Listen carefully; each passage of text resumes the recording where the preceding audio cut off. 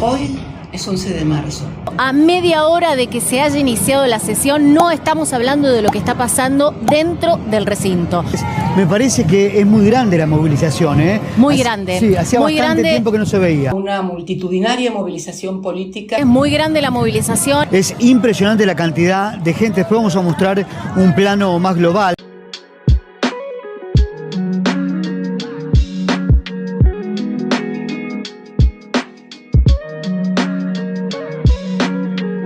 Hoy quería hablar de lo que pasó la semana pasada en el Congreso. Podemos decir que pasaron dos cosas, que hubo un conflicto violento o que hubo una situación político-institucional y tenemos que discutir alguna de las dos. ¿Cuál creen que es el aspecto prioritario? Pasa que no me veo lo que hago con la mano, entonces quedo. Si nosotros ponemos el foco en el aspecto de las piedras y de la violencia, nos vamos a dar cuenta que, según cómo se mire, puede servirle a cualquiera de los distintos actores políticos. Podemos hacer una interpretación según la cual la oposición y el gobierno de Larreta, como responsable de la ciudad de Buenos Aires, liberó la zona para que apedreen el Congreso. Fíjate que no hay un solo efectivo de la policía.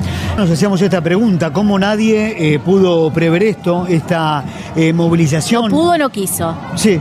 Se genera un desmadre y se ataque la investidura de la presidenta y la investidura del Congreso. Si nos pusiéramos en los zapatos, por ejemplo, de algún sector del PRO, de Cambiemos o de la oposición, podríamos decir es una opereta kirchnerista para victimizarse y salir a denunciar a la oposición. Paradójicamente fue mi despacho el que atacaron. Paradójicamente o intencionalmente.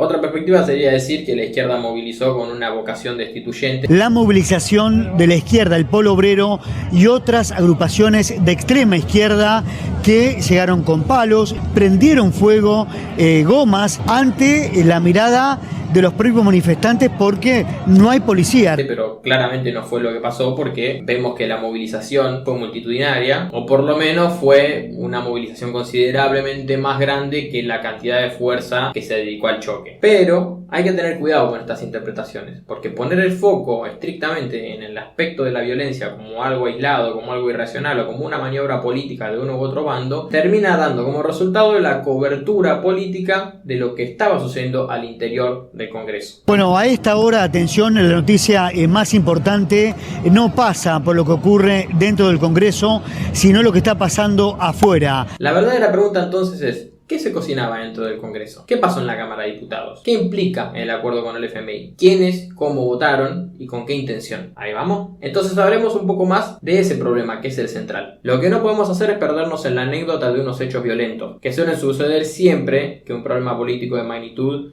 se vota en el Senado o se pone sobre escena, sobre todo si afecta al desarrollo posterior del país. Lo crucial es discutir qué es lo que se discutía, qué es lo que se votó y cuáles son las implicancias de eso que se votó al interior de diputados y que va a tener que votarse en el Senado. Hablando sobre lo que es generalmente sabido, sabemos que Argentina es un país que enfrenta recurrentemente crisis de deuda. No me quiero extender mucho en explicar este problema porque hay material muy bueno que hicieron los compañeros del Fundido, dejamos el link en la descripción. Lo importante entonces es que la crisis de deuda que está enfrentando Argentina implica una reestructuración del arco político, de las alianzas políticas, y es precisamente esto lo que abona la interpretación kirchnerista del problema. Porque al mostrarnos los cuadros de Eva, de Maradona y a la institución misma dañados, quieren mostrarnos una institucionalidad dañada. Se presenta a sí mismo como una víctima que trata de defender al país de los agravios a las instituciones y a todos los símbolos sagrados de la nación. Paradójicamente o intencionalmente. Acto simbólico que acompaña su postura política en la votación del acuerdo. Como insisto siempre, vamos primero con la cuestión metodológica. Lo que sucede jurídicamente no es lo que sucede siempre en los hechos.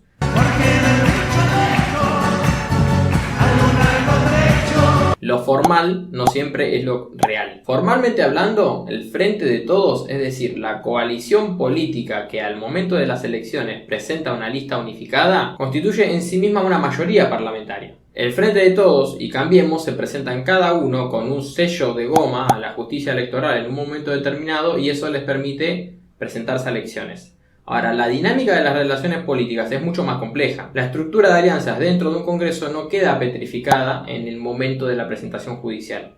Este es un caso muy claro en ese sentido. Desarmemos primero el mito ideológico de la grieta, porque si Diputados estuviera dividido entre Cambiemos, es decir, UCR, Coalición Cívica y PRO, y por otro lado por el kirchnerismo y el PJ oficialista, nos encontramos con que, de contar con todos sus votos, el gobierno podría hacer pasar cualquier ley. Cambiemos se presenta electoralmente bajo la forma de fantasía Cambiemos, pero cuando inscriben sus bancas en el Parlamento, no aparece el bloque Cambiemos, se inscriben como PRO, UCR y Coalición Cívica. Para sintetizar, Cambiemos se presenta ante la sociedad como una fuerza unificada y se inscribe como una multiplicidad de fuerzas. Que la alianza política que se presentó a las elecciones funcione posteriormente es otra cuestión. Ahora, cuando pensamos el Frente de Todos es algo un poco más complejo. El peronismo se presentó bajo la forma legal del Frente de Todos. Ahora bien, cuando inscriben sus bancas en diputados, sí hay una fracción que se inscribe como Frente de Todos, aunque aparecen otros pequeños subbloques. Ahora entramos en un tercer punto que es el que realmente nos interesa y nos empieza a mostrar cuál fue la real dinámica de los problemas en el Congreso y por qué los acontecimientos violentos que nos tratan de presentar como un gran peligro a la democracia y a la institucionalidad,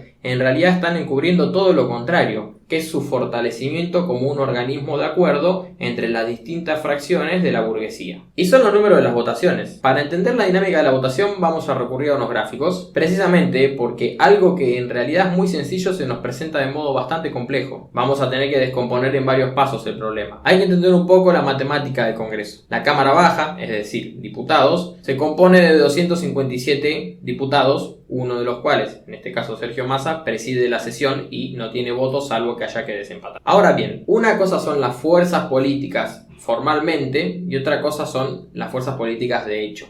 En primer lugar, el Frente de Todos, es decir, el bloque que se presenta a sí mismo no solo a elecciones, sino que se inscribe en la banca de diputados como un frente, vota dividido. De sus 117 diputados, 76 votan a favor y 41 votan en contra. Ahora, si consideramos a la oposición como una totalidad, vemos que hay 139 bancas, de las cuales 126 votan a favor y solamente 13 van a abstenerse o votar en contra. Entonces repasemos. De los 202 votos a favor que tuvo el acuerdo, 126 provinieron de la oposición, en su mayoría Cambiemos, y solo 76 fueron del oficialismo.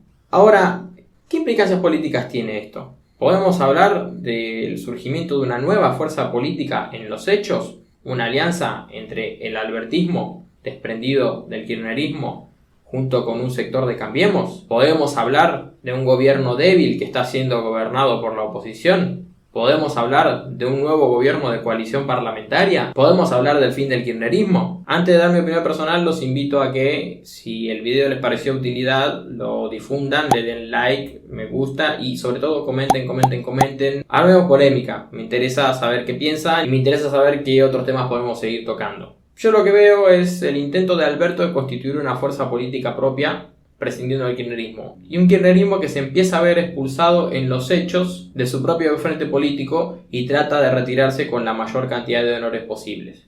La institucionalidad en Argentina no está cuestionada. Al contrario, lo que está haciendo este acuerdo, en donde la oposición le da la mayoría al oficialismo para votar un acuerdo, en realidad representa un fortalecimiento del marco institucional. La pregunta es, ¿a quiénes beneficia el fortalecimiento de este tipo de instituciones? En definitiva, ¿cuáles van a ser los verdaderos ganadores y perdedores de este nuevo consenso político? Así que lección para la próxima, cuando los medios ponen el foco en los que tiran piedras, miremos lo que pasa adentro del Parlamento.